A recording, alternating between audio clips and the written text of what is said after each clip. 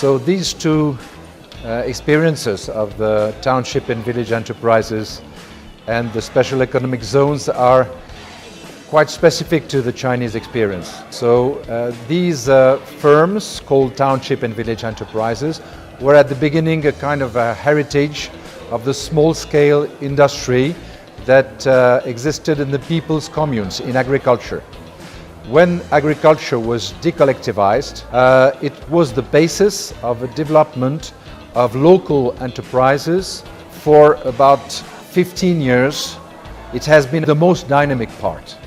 But they were neither private nor state like the big enterprises of the city. And so they had an ambiguous ownership status. But their contribution to growth was remarkable. In the end, after 15 years, they met some problems, especially of competition with the changing state industry and the opening of the economy.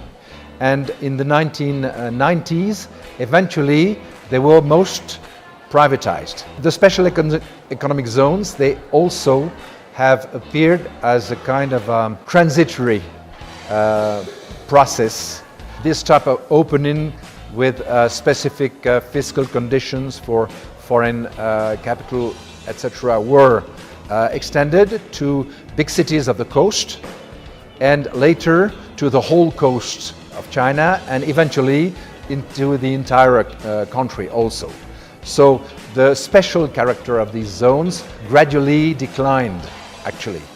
But their contribution to the whole institutional change was quite important. So both experiences, they are very typical of the Chinese way of using what we could call a dual system.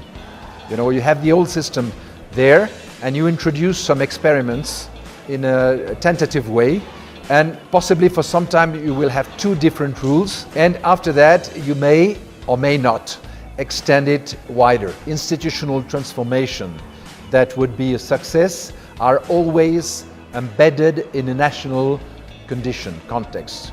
And especially the idea of having special economic zones for very low development areas, it is maybe problematic because these experiences that have succeeded, they always were linked to infrastructure development, easy communication with other parts of the domestic economy or international economy, the possibility of gradually upgrading local manpower, etc.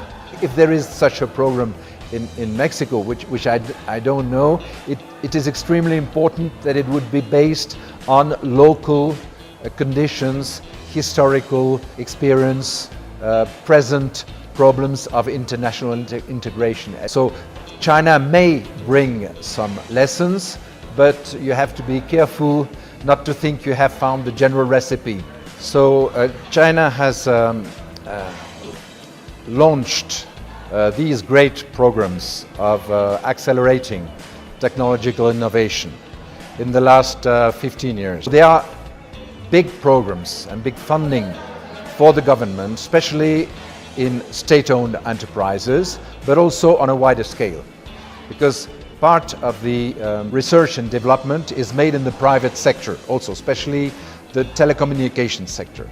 It remains to be seen how effective will be these kind of programs in the longer terms. But it is true that, in general, the Chinese economy is climbing the scales of technological development. Something unique in China is that now you have multinational corporations that start their own research and development centers in China. There is a consensus that the university system is absolutely essential in development and modernization in general. There is also an aspect which is specific to the Chinese, the importance they gave to students going abroad. So many of them went abroad, and a significant proportion came back to China to participate in economic change, in business, also in building universities, etc. It's an enormous program of investment trying to relieve some tensions in the national domestic economy, especially the excess of capital of state-owned enterprises.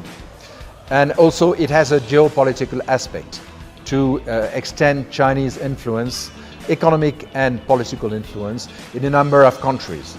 So it concerns, as you know, infrastructure, transport, finance, many related aspects. However, there are a number of difficulties that already can be seen in different contexts. Some countries are ready to participate or try to gain in this process, mainly through Chinese foreign investment in infrastructure, etc. But in other countries there are some resistances. Also, this changes the international balance. So for instance, the US, Russia, they are not necessarily quite happy with this kind of project as something which may compete with their own influence.